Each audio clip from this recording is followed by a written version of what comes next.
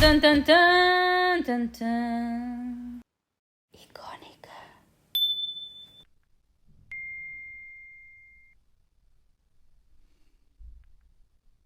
Have you ever felt so capable but so paralyzed at the same time? You know you are capable of building something meaningful for yourself.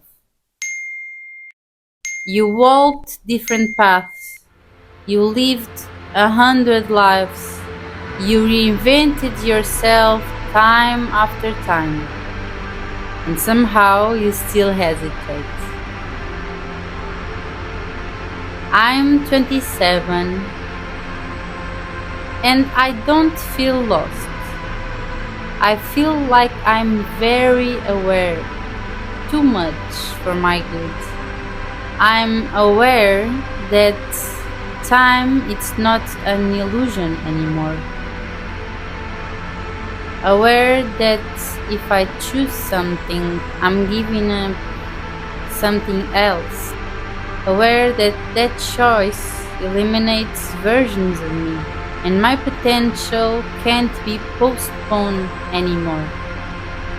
All these questions bring me back to an ancient Indian book called Bhagavad Gita, and when I read Bhagavad Gita, I realized something unsettling. This battlefield that is described, it's not that ancient. What do I mean by battlefield? I mean for the constant notifications, the constant battle for our attention, the constant linking posts about promotions, the wedding photos, the reels about by 30 I had. This is my Kurukshetra. Chapter 1, Arjuna's collapse. I'm gonna start by telling you about Arjuna's story. In the Bhagavad Gita, Arjuna was a very skilled warrior, one of the greatest of all time. A goat. So this isn't a weak man. This isn't someone who isn't prepared. He has trained his entire life for this battle. And this battle is not something random. It's a civil war. A war between families, friends, teachers, people with who he had shared a table once in his life. So, in the morning of this battle, Arjuna asked his chariot Krishna to stop and stand with him in the middle of a fight because he wanted to see who he's fighting against. When he looks, he sees his friends, his family, his relatives, and something breaks inside of him. His body shakes, his mouth goes dry, and his bow slips off his hand. He says to Krishna, I can't do this. And he says that not because he's afraid of dying, but because he sees now the moral complexity of his actions. He sees that winning means loss. And I think that's what being 27 feels like. You're standing here in the middle of your life. On one hand, what you were, on the other hand, what you are becoming.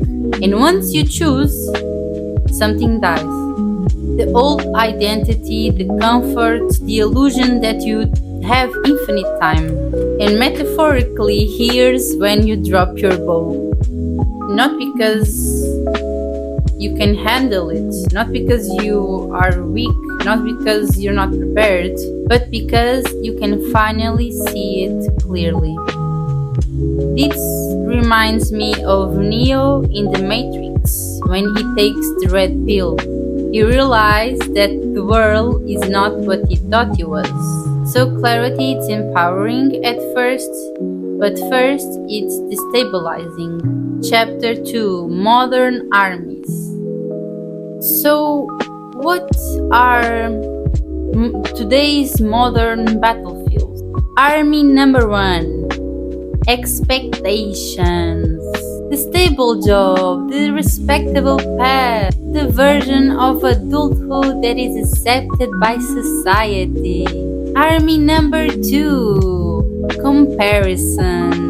Instagram reels, engagement rings, houses, babies, perfect body, soft life aesthetics. We don't just live our lives anymore, we watch everyone live theirs. Army number 3: identity. Who am I if I change direction? Who am I if I fail publicly? And who am I without achievement?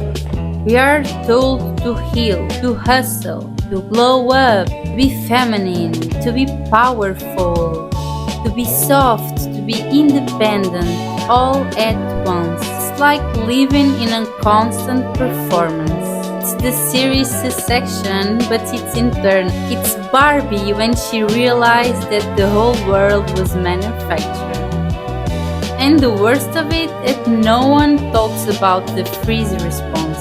You have fight or flight or freeze. When we are in the midst of a battlefield, some of us freeze because infinite options create infinite pressure. And what Sylvia Plath always told us is that if you don't eat the figs will rotten and you will have no figs left to eat. Chapter number 4: Krishna's perspective. So, continuing our story, Krishna is not just a god, he is a perspective. He doesn't remove Arjuna from the battlefield, he expands Arjuna's vision, and it tells him something very radical for the time, that is not his role, and he is not judged that moment. Act, but don't attach yourself to the fruits of the action. Act without clinging to the outcome. In modern language, it's posting without being concerned with likes. It's building without guaranteed success. It's loving without demanding permanence. It's living without certainty. So your job here is action without control. And that idea is very uncomfortable. For me at least. Because most of this anxiety, of this existentialism, it's not of the action itself, but the outcome. What if it doesn't work? What if I regret this? What if I look stupid? What if they see me try and I suck at it? And in the book, Krishna introduces a concept called dharma. It's not destiny in the dramatic sense, it's alignment. Alignment with your nature. It's not productivity, it's not status, it's not outside validation, it's integrity. Integrity often feels less glamorized than ambition. There's also something very specific about being 27 and being a woman. There's an invisible clock in the background of every decision. You can pretend it's not there, but culturally, biologically, socially, it's there. You should build a career, but don't wait too long. Be independent, but still desirable. Be ambitious, but not intimidating. Meanwhile, many men are still being confronted with pressure at 30s, while we had to live with that all our lives. Because I'm a very positive person, I want to see it and look at it. Not about being an expiration date, but an initiation. Maybe this age is where you stop performing youthful and start designing adulthood consciously. So the story ends like this. Arjuna didn't become fearless. He became clear. He still fights, but not from his ego, from alignment. And that's the shift.